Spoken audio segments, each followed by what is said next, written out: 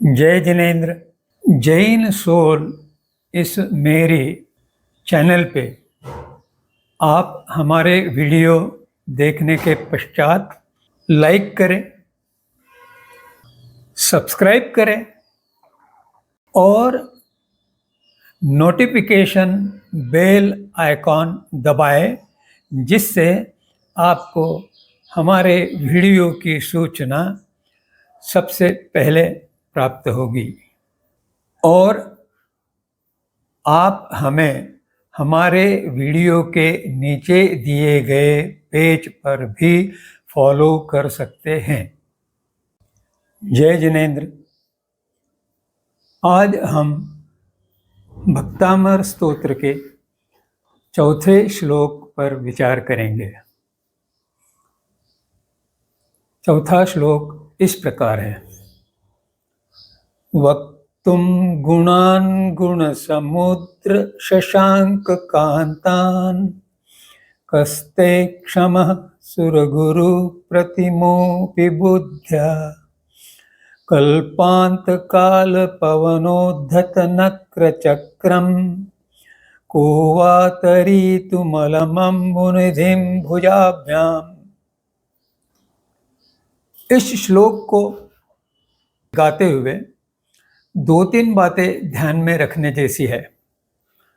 पहली बात, तीसरे पद में बहुत सारी जगह शब्दों को तोड़ा गया है,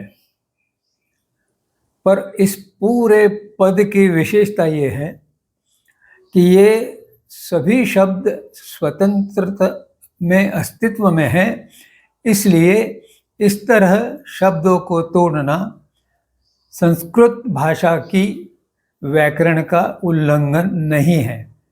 चौथे पद में संधि का उपयोग होके बीच वाला शब्द बहुत लंबा बना है, तरीतुमलमम्बुनिधिं।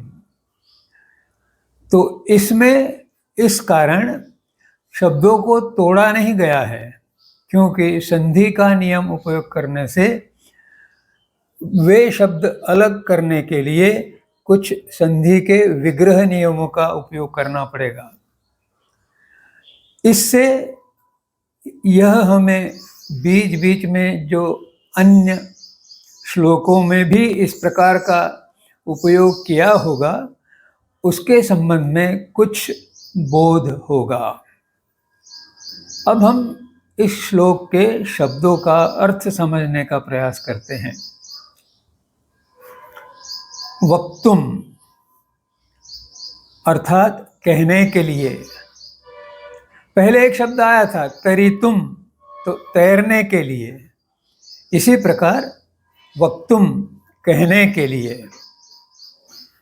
दूसरा शब्द गुणान गुण, इन शब्दों में से निकला हुआ है और संधि को विग्रह करने के पश्चात गुणान यह शब्द बचता है। तो गुणान अर्थात गुणों को, ये तृतीया विभक्ति है। उसके आगे का शब्द है गुण समुद्र।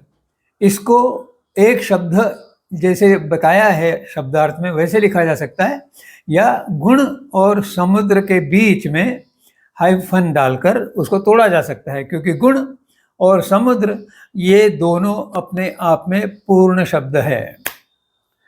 गुण समुद्र यह शब्द तीर्थंकर भगवंतों के लिए उपयोग किया गया है, या अगर आप कहें कि ये तो ऋषभदेव की स्तुति है, तो उनके लिए यह शब्द उपयोग किया गया है। गुणों का भंडार है वे। इसके बाद का शब्द है शशांक। संस्कृत में शशांक जो लिखा जाता है वह आपने प्रथम पद में देखा होगा। कुछ लोगों ने इस तरह का शब्द पढ़ा नहीं हो, तो उन्हें ये शशांक उच्चारण करने में कुछ मार्गदर्शन की आवश्यकता रहेगी। इसलिए मैंने शशांक ये संस्कृत शब्द को कंस में शशांक शा पे बिंदी देकर बताया है, जिससे उच्चारण स्पष्ट हो जाए। यह शशांक यानी चंद्र, चंद्रमा, और उसकी, क्योंकि आगे उसके साथ कांतान यह शब्द जोड़ा हुआ है, तो यह अलग अलग शब्द है दोनों। तो इस कारण इनको जब हम तोड़ते हैं तो कुछ शब्दों का एक प्रकार से व्याकरण के प्रयोग का उपयोग किया जाता है, जैसे पुरुष प्रयोग या पुरुष समास या बहुव्रीहि समास, इस प्रकार के विभिन्न समास व्याकरण में बताए गए हैं। उनमें से यह शशांक कांतान पुरुष समास है, तो उसका विग्रह करते हुए उसका अर्थ निकलता है चंद्र की, चंद्र का या चंद्र के। तो यहाँ आगे का शब्द स्त्रीलिंगी है, इसलिए चंद्र की, तो यह षष्ठी तत्पुरुष समास है। ये चंद्र की षष्ठी विभक्ति, चंद्र की कांतान यानी कांति या कांति चमक के समान उज्जवल। तो चंद्र की जो उज्जवल प्रतिमा है उसके संबंध में ये बात की हुई है।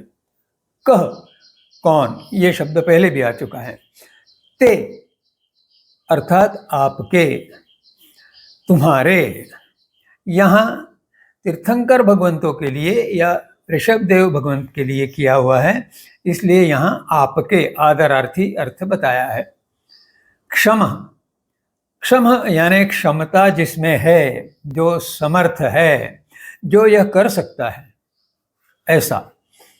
सुर गुरु, अभी सुर और गुरु दोनों शब्द स्वतंत्र है, उनका अर्थ है, और यह भी षष्ठी तत्पुरुष समास है, इसलिए उसको सुर के गुरु इस तरह से पढ़ा जाएगा।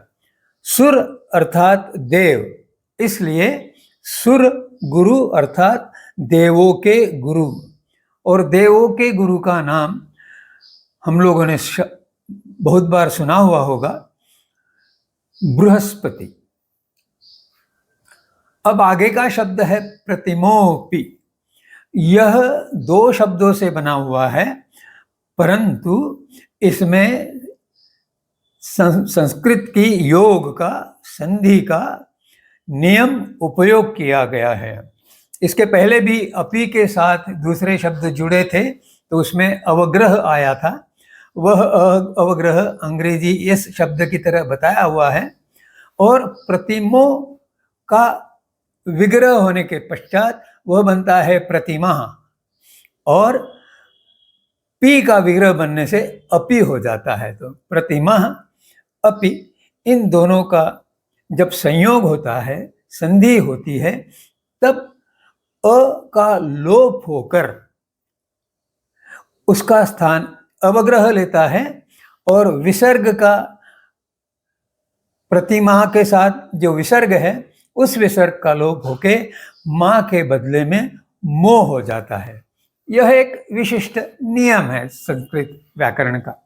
तो प्रतिमोपि अर्थात प्रतिमा यानी समान, जो प्रतिबिंब है उसको, जिसका प्रतिबिंब है उसका समान दिखाई देता है, इसलिए उसको समान अर्थ यहाँ लिया है। और अपि यानी भी, यह अव्यय है, पहले भी आ चुका है, तो नया इसमें कुछ नहीं है। बुद्धया, बुद्ध्या, यह उच्चारण बुद्ध्या है। कुछ लोग इसका उच्चारण बुद्धया करते हैं, जो गलत है, क्योंकि बुद्ध्या यह बुद्धि का पंचमी विभक्ति का रूप है, तो इसलिए उसका उच्चारण, शुद्ध उच्चारण बुद्ध्या है, बुद्धया नहीं। इसके आगे का शब्द है कल्पांत काल।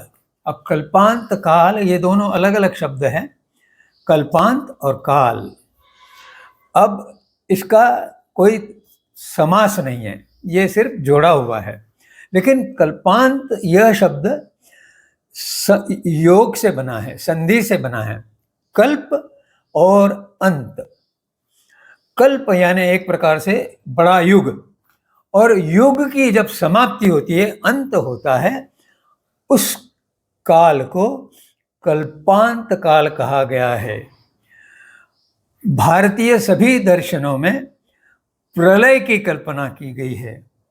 वह प्रलय है कल्प का अंत।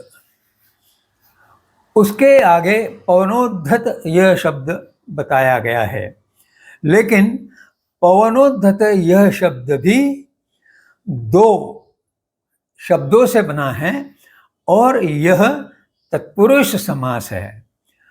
पवन उद्धत पंचमी, तो पवन से उद्धत, उद्धत यानी विक्षुब्ध, जिसमें ऊंची ऊंची लहरें उठ रही है, जो अशांत हो गया है, ऐसा जो विक्षुब्ध कर रहा है, बन रहा है, ऐसा जो पवन है, उसकी यह व्याख्या की गई है पवनोद्धत शब्द से। उसके बाद अलम, अलम यानी समर्थ। पहले इसके लिए शब्द जो उपयोग किया है क्षम, इसी श्लोक में। दूसरी जगह उसी शब्द का पुनरावृत्ति न करते हुए अलम शब्द का उपयोग किया है, जिसमें क्षमता है, जो समर्थ है। काय के लिए समर्थ है कि अम्बुनिधिम। अब अम्बुनिधिम यह एक शब्द है,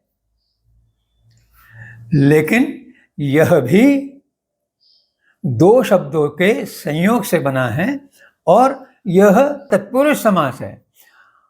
अम्बु का निधि, अम्बु अर्थात जल, और निधि यानी जो भंडार है, जिसमें बहुत विशाल मात्रा में जल का संग्रह हुआ है, तो अम्बुनिधि अर्थात समुद्र हो गया। और भुजाभ्याम, भुजा यानी बाहु, बाहु का बल, यह षष्ठी प्रत्यय है। और इन भुजाओं से तैरने की किसमें समर्थता है, किसमें सामर्थ्य है, किसमें क्षमता है। इस प्रकार से इन शब्दों का अर्थ बनता है। अब हम इन शब्दों के आधार पर इस श्लोक का गद्यार्थ या सामान्य अर्थ क्या है, वाच्यार्थ क्या है, यह हम समझने का प्रयास करेंगे।